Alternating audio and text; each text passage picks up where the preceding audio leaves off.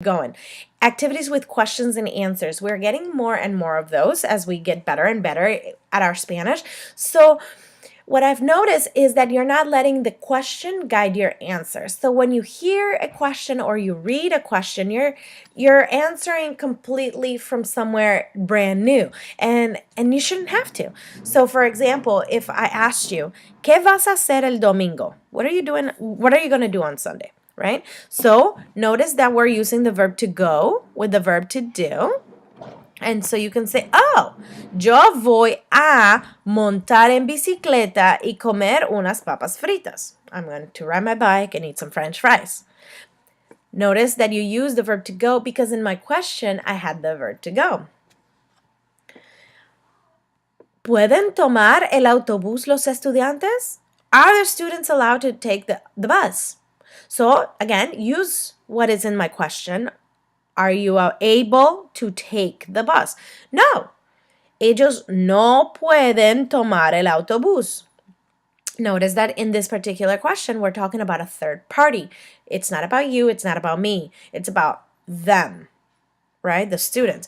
Where in the first question, I'm asking you, hey, what are you going to do on Sunday? And in your answer, you say, I am going to do whatever. So let the questions guide your answers. And when they're listening questions, if you think they're speaking a little fast or whatever, try and jot down what you hear first. Go through the activity, jot down the questions, look through. You will be able to fill in your own blanks on what you think the question is, because those questions are with the vocab that we've been working and the grammar that we're working. So don't be intimidated by those activities. Two verbs together. So we've been looking at how these work a lot more now that we've reached some stem changing verbs that allow us to do that. So when using the present tense, the first verb will be conjugated to the subject of the statement, and that second verb will stay in the infinitive. So for example, tú puedes comer en la clase. You are able to eat in class. Ellos quieren oír música en la clase. They want to listen to music in class. Nosotros preferimos escribir la tarea en la computadora. Yo pienso tomar la prueba mañana y ella debe escuchar a la profesora. So a couple of things that you should notice on these as we progress, and it depends on where you are in this journey. If you are comfortable, you've noticed that the subject pronoun not always is physically represented. Okay, you could just say statement one as puedes comer en la clase. You are able to eat in class. And you don't have to say or write the subject pronoun tú. If you're not there yet, if you don't see right away in the conjugation of the verb that it refers to that subject pronoun tú, it's okay. Keep it. Write it, say it, as long as you're comfortable. However, if you're getting to that point where you can immediately say, oh, okay, debe escuchar a la profesora refers to a particular person, then go for it. Skip the subject pronoun, and it's a little more natural, if you will. The third person singular and the third person plural are ones where you usually would keep the subject pronoun just established, because in Spanish, remember, it can be él, ella, or usted. It can be three different subject pronouns for the third person singular or the third person plural. So those are the ones that you're normally going to continue to see them, but for clarification of who the subject is. Creating lists. So when you're having a dependent and an independent clause. So when you're putting together the list of what someone does, check to make sure if you need to conjugate all the verbs. So for example, number one, ella va a beber el agua, correr en el parque y tomar la prueba.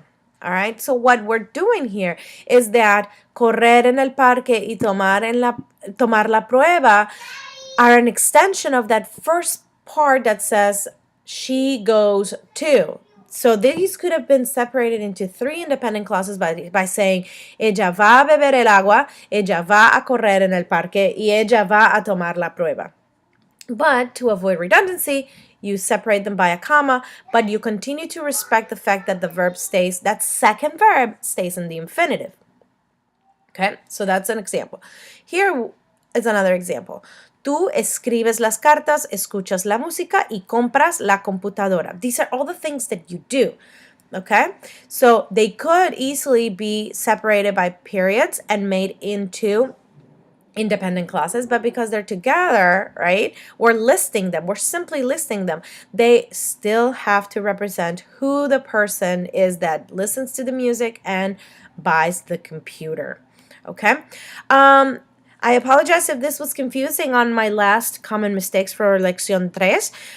The difference between a list where you add so the Y as representing and the A when it needs to be changing. Okay? So when creating a list, E or the Y represents and. So, escuchas la música y compras la computadora, correr en el parque y tomar la prueba. However, when the words in your list start with an I, okay, and you're going to say, and that particular work, that's when it changes. So, for example, ella es alta e inteligente. Notice inteligente starts with an I, so the Y here of E changed to an E. Notice that here it stayed as a Y and it stayed as a Y because tomar starts with a T and comprar starts with a C. So hopefully that clarifies a little bit because I'm seeing a lot of you guys changing it into E, into the letter E when it's not supposed to. Office hours, don't forget, you can meet me Mondays and Wednesdays through Blackboard Collaborate from 11:30 to 1 p.m. Or if these don't work, just send me an email and I will try to work with your schedule. Composition 2, don't forget, it's due November 15th by 11:59. Check the feedback from Composición 1 to see your mistakes, to see what you were looking for, what I'm looking for. Make sure that you're reading the rubric, and most importantly, allow yourself to write the composition first. Let it be for a day. Come back to it and edit it. Okay, edit your work. Please, please, please make sure that your composition is double spaced. If it's not double spaced, when I'm trying to get your feedback, it just looks like a big mess that is very hard to read. If you're looking through your Composición 1 and you can't understand a lot of my feedback, feel free to email me and I will do a little bit better job of giving you feedback. Okay, so stay in touch. Let's finish up the semester strong. We have Composición 2 coming up and Lección 5 will get started, and then we have one last composición before our final.